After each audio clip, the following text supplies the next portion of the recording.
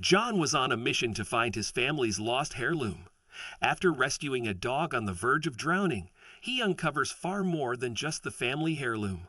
Before we continue, please take some time to subscribe to Dailydose, like and share this video with your friends. It might brighten their day and inspire them to do good. Also keep watching because an important lesson awaits at the end of the video. John had been stationed at an old cabin pursuing a long-lost family heirloom, a gold medallion with the family crest.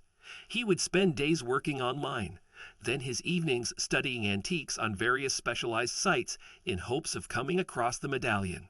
His grandfather cherished the medallion he had received from his father all those years ago. He would often talk about it with dear longing, so John decided to put it upon himself to try and find it. However, that day was not about his work or family pursuits. On that particularly cold winter day, all John wanted to do was treat himself to a day of fishing. While preparing his fishing hook on the cabin porch, he suddenly heard a faint bark from the lake. John initially ignored the barking, but he grew more concerned as it dissolved into desperate whimpers. He decided to go and see what was happening. As he approached the lake, he saw a Labrador that had fallen through the ice, struggling to stay afloat. John immediately ran back to the cabin, grabbed a rope, and headed back toward the lake. He quickly tied a noose and caught the dog, drawing it out of the cold water. The dog shivered helplessly. It appeared to have an injury on its leg. John quickly wrapped it in a blanket and took it home. He warmed it by the fireplace, fed it, and carefully tended its wounds. Poor little thing. You look like you've been through quite a lot. How could someone abandon something so beautiful? John said as he tended to the dog, who was dozing off. You are definitely one lucky dog, John said, pausing with a sudden epiphany. Yeah, I think that's what I'm going to call you. Lucky, he concluded with a warm smile. Lucky suddenly barked softly, seemingly in agreement with her new name. John decided from that moment on that he would take Lucky in as his own. As the weeks passed, John continued searching for the heirloom. What made the search particularly difficult was that he wasn't exactly sure what he was looking for. Some family members said it was a gold medallion, while others said it was a pendant. The only thing they all agreed on was that it had the family crest on it. The last thing they had linking them to the lost family heirloom was a pouch with an embroidered family crest, in which this relic was kept until it disappeared, as his grandfather claimed. John continued tirelessly on his pursuit, evening after evening. Every night he went through photos of antiques repeatedly, but still found no leads. And every night, Lucky would sit at his feet, keeping him company. One night, John's unfruitful pursuits pivoted into an explosive outrage. As he was at his desk going through data as usual, he suddenly jumped up from the table and threw the pouch on the floor. He placed his hands against the wall, trying to calm down and steel himself. I'm done. This is hopeless. I'll never find this darn thing. John yelled in frustration. Lucky whimpered sympathetically at her new master's apparent frustration. John, sensing Lucky's concern, went down to pat her. Sorry about that, Lucky. I'm just fed up. No more searching for me. Plus, I'm not alone anymore. I have you now. No more wasting time on this nonsense. From now on, it's just you and me. John examined Lucky's wounds, which were almost completely healed at this point. Once you're all good and healed, I'll teach you some tricks. How does that sound? John asked, to which Lucky responded with vibrant barking as she wagged her tail cheerfully. I think a better question is, what are you doing in my cabin? A week later, Lucky was fully recovered, and John started taking her on walks through the forest near the lake. However, each time they went for their walks, it seemed as if Lucky was always trying to escape from him and run into the woods. It gradually worsened, and John began to fear that one day she'd run off and get hurt or lost. So he decided to cut down on the walks and play and train with Lucky from home. One evening, as he was sitting in bed, John decided to give his search another go. He pulled out his laptop and searched the internet for clues regarding his family relic. In the corner of his eye, he saw Lucky dragging the jewelry pouch into the bed John had made for her. No, Lucky, John commanded, hopping out of bed. Bring it here, he said, trying to snatch it away from Lucky. But Lucky would not give in, tightly holding onto it with his teeth. Suddenly, John jumped up, took the bag in his teeth, ran to the exit, and whined under the door. John figured Lucky just wanted to play a little, so he opened the door, hoping he'd get the pouch back once they were outside. However, when he opened the door, Lucky sprinted into the forest. "Lucky!" John yelled. He quickly grabbed his torch and ran after her. "Lucky, stop!" John yelled, literally behind Lucky's tail. She would occasionally slow down and speed up again, allowing John to keep up with her as if she were leading him somewhere. A few minutes later, Lucky suddenly stopped in an abandoned part of the forest.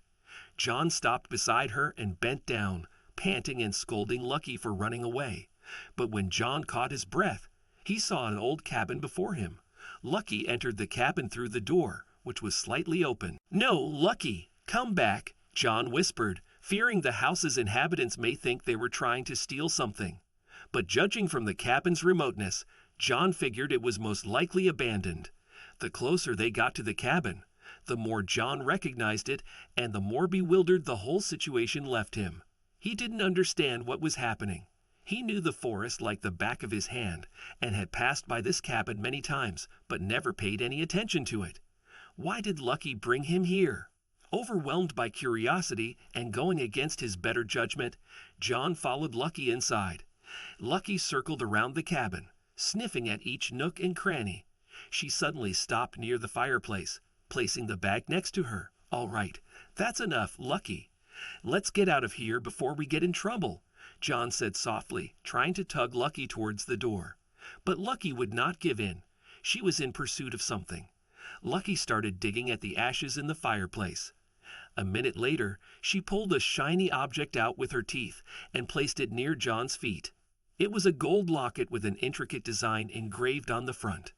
John picked it up to examine it closer. After a moment, he realized it was not just a pattern, but a family coat of arms, his family crest. This was the heirloom John had been looking for all along. He had almost entirely given up on looking for it, and now there it was in his hands. Suddenly, the door to the cabin opened, and an old man entered.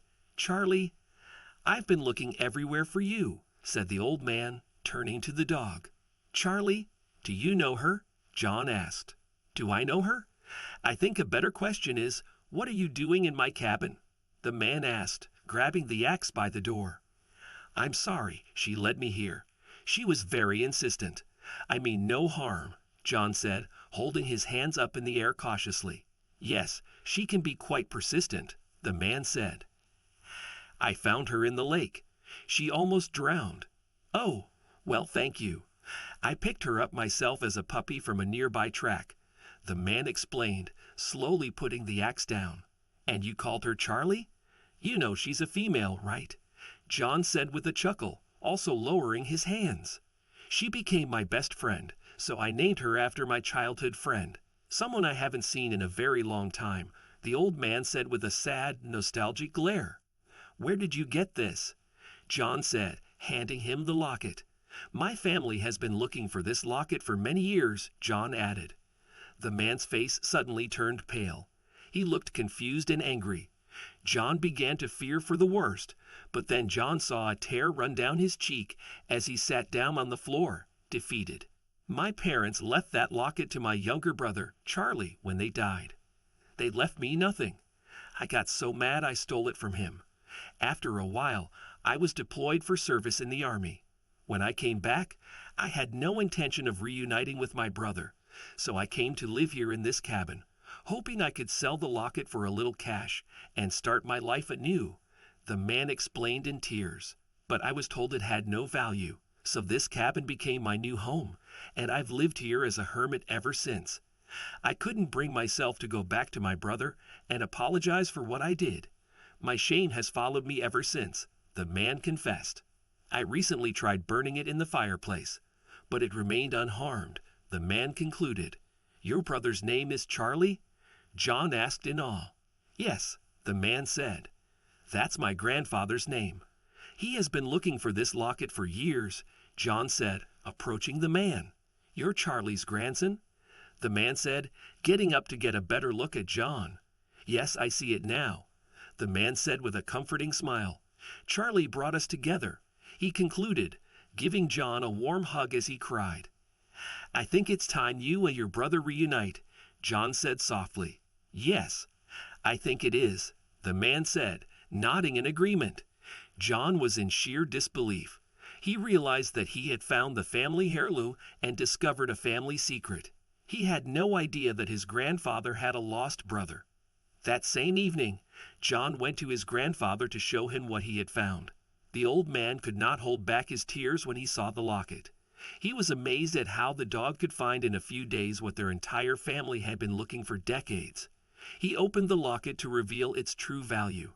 Inside was the only photo of John's grandfather, his parents, and his older brother. "Thank you so much, my boy. You don't know how much this means to me," John's grandfather explained. "That's not all. I found your brother, your Stephen. He is in my car, and you can meet him right now."